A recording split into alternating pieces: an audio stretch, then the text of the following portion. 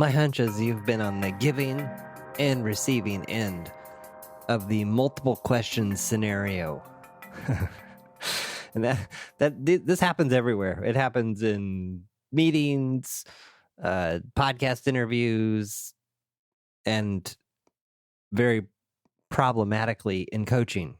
So actually, I think it's problematic across the categories. And it's come up recently for me in a few different contexts, and I thought it'd be something interesting to talk about today. So the golden rule of asking powerful questions is that there's only one, or I should say one question at a time. This came out loud and clear in my coaching training, both in the classroom, supervision, then just other places. It's just come up over and over again. In fact, I was struck by how important this was, that I have a yellow Post-it that's on the wall in front of where I sit, do a lot of my work, and often coach, and it says, ask one question. Stop. And the stop is all in capital letters. And the idea here is that usually we get usually you'll get the most profound or deep or potential for deepening responses when you start with one question. The temptation, of course, is that often as we are asking that first question, a better one pops into our minds. So maybe midway through that question, or even after the question has landed, before the person can answer, we jump right back in and ask a slightly different question. And then if it's really not going so well, we'll even maybe ask a third question sprinkled in with some judgments or opinions, which clouds things even further.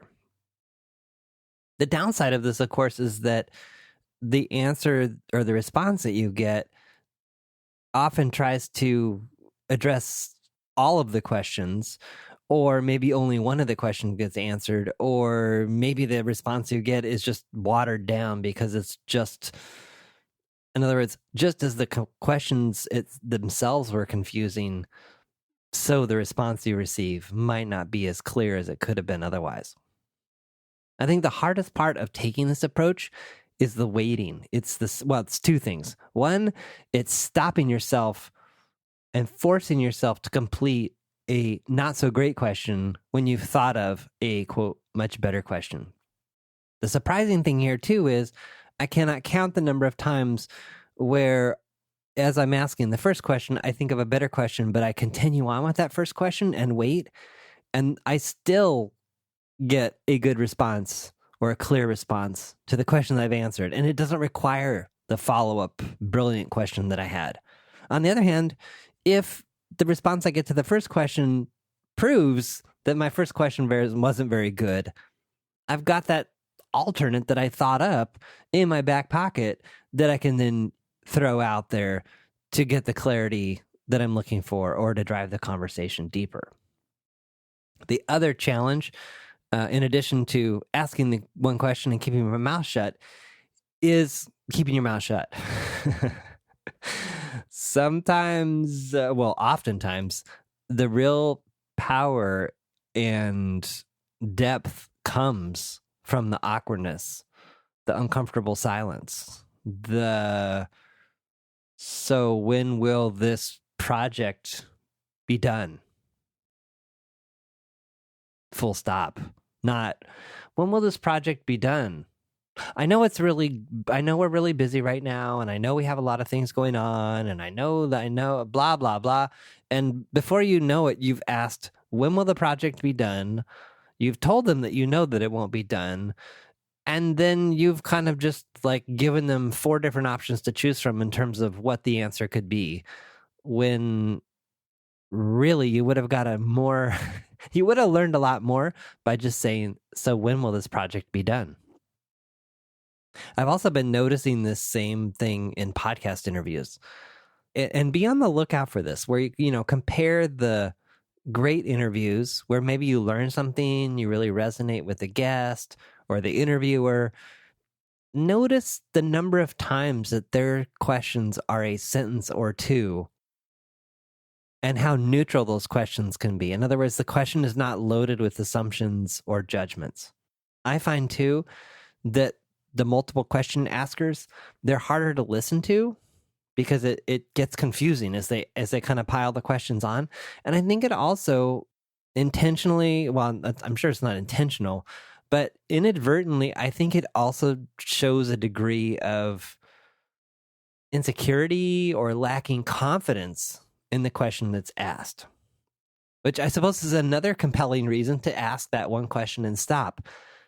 Even if that one question isn't great, asking 2 or 3 of like pile-on questions undermines that initial question and does, I think, leave an overall sense of being unsure or, a sense of trying too hard.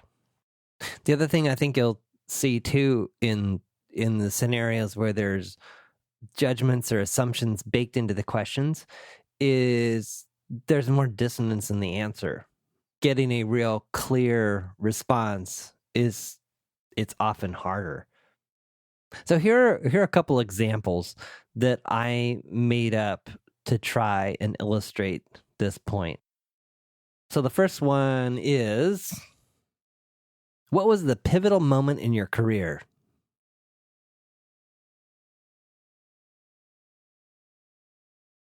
That's it. Just wait for the answer, see what comes, and then go deeper with whatever the response is. As opposed to, what was the pivotal moment in your career? I mean, you must have had lots of them considering all the different jobs you've had and how long you've been in the workplace. I can't imagine what it's like to have been in the workplace for 30 years. So what was the experience like and what did you take from it? And wow, were there multiple pivotal moments? Typically, a response that you'll get to a series like that is someone trying to synthesize all of the different answers into a single answer. Or they will, comment, wow, that was several questions there. And they will seek to answer the questions in a particular order. The interviewer will have to repeat the question. It just gets all convoluted and confusing in a way that it would be so much more powerful to just ask that one question and just get out of the way. Another example I've seen of this is at project meetings. So I'm sure we've all, if you're a project manager or work on a software team, you've experienced this one. So here it goes. Yesterday was our software freeze date. Our dashboard shows we still have a week of work left to do.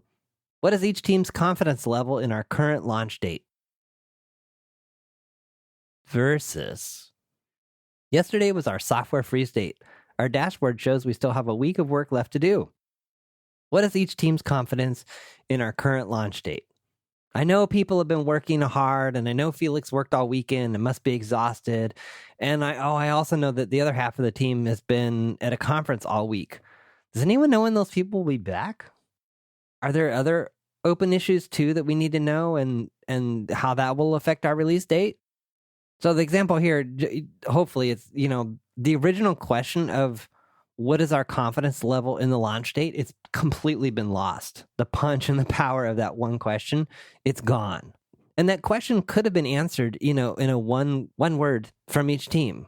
What is the team's confidence in our current, what is each team's confidence in our current launch date? And the single word answer could have been high, medium, or low. You just go around the circle. Marketing, high, medium, low. Product management, high, medium, low. Development, high, medium, low. Quality, high, medium, low. And boom, boom, boom, boom, boom. You get an answer without all the, editorials and people must be tired. And, it's good. I'm not saying don't be empathetic and sensitive to the situation. But if your real intent is to figure out whether the project is on schedule or not, getting lost in all these other details doesn't do really anything to help you. And, behind all of this is knowing why you are doing what you're doing. In a coaching context, you're wanting to go deeper with the coachee to get to the bottom of what they want to know or what's holding them back or how they're not accomplishing what they want to accomplish. And in peeling back the layers in this way, you often get there a lot quicker. Now, if your goal is to interrogate someone or throw them off balance or, flooding them with questions and, trying to throw them off balance in this way, Yeah, that could be, I suppose, an effective technique. But this ties into another question I got recently. The link is a little, some might say a little weak, but I see the tie-in. And the tie-in I see here is the difference between creating something new or continuing to refine that thing that you already had. Here's the parallel, and here's the question that was emailed to me. What is the convention on editing blog posts after they are up? For example, you post something, then think of a better way to say it. Can I go in and make edits? Do I need to flag the change in a footer? Can a blog post be something I am perfecting over time, or is that bad form? I think this ties in directly to the notion of the question asking. So if you ask the question and then you go back and you rephrase it and you pile on some more and you just keep changing it before the other person has responded, I see that as kind of this polishing approach versus you put something out there, get a response, then you come up with a new question and you go from there. I think the same thing could apply to this blog post question. These are my opinions. They're not backed by science or industry practice. This is what makes sense to me. If it doesn't make sense to you, let me know. Well, maybe there's something I'm missing here. I think a lot of this comes back to what are you working on? In the context of this blog post question, each medium is different.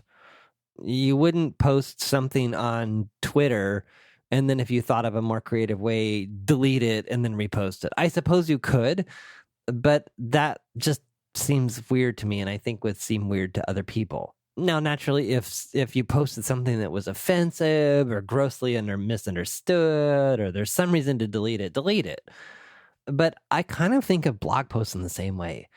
It's a moment in time. It's something you're thinking about. It's something you've crafted. You've published it. It's out there. It's done. It's not a book. It's not a book that's going to be published where each chapter matters. I mean, maybe over time you're planning to turn it into a book. But I think that just like my example with the questions, if you come up with a new idea or a new angle on a blog post, write another blog post.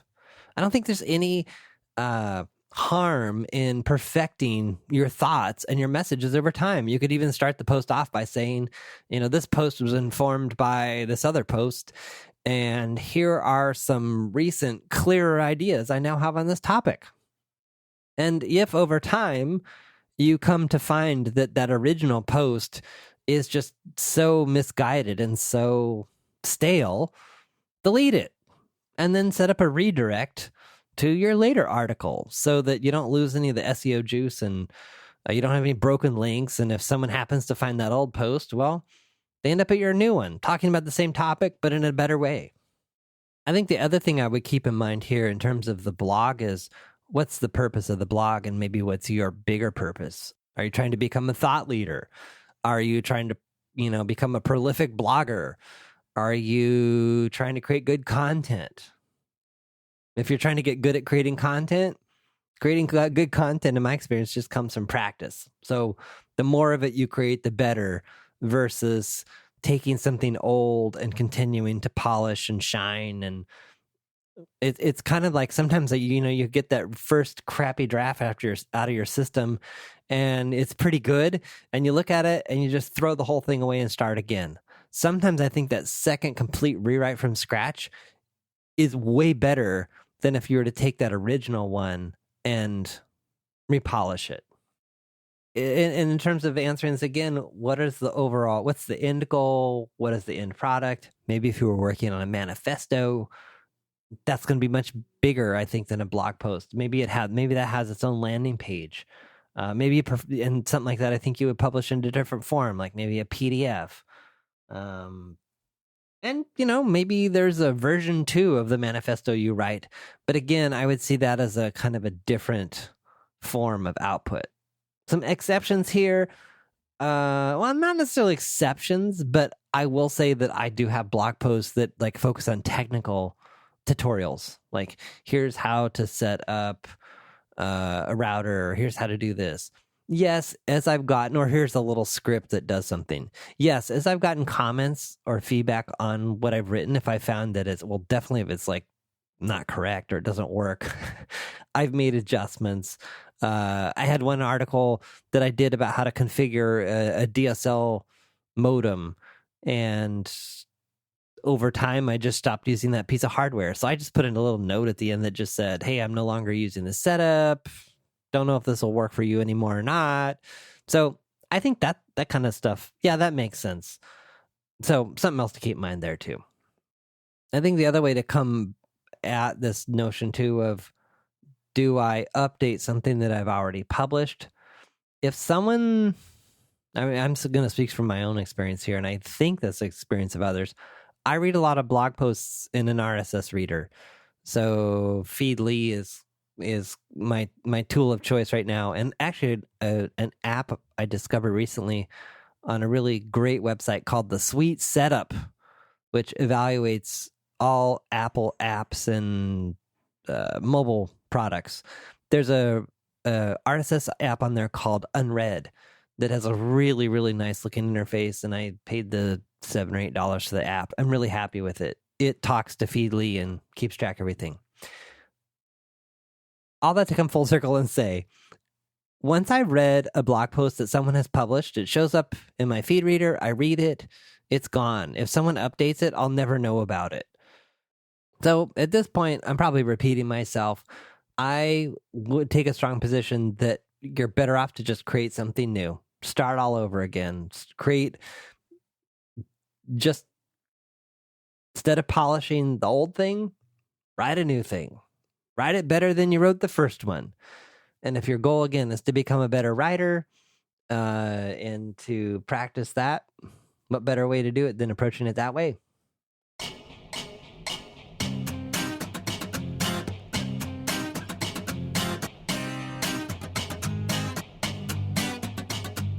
Thanks for listening to The John Poelstra Show. Notes, links, and all that other good stuff for this episode are at johnpoelstra.com/podcast. If you have questions or ideas around the podcast, send those to podcast@johnpoelstra.com.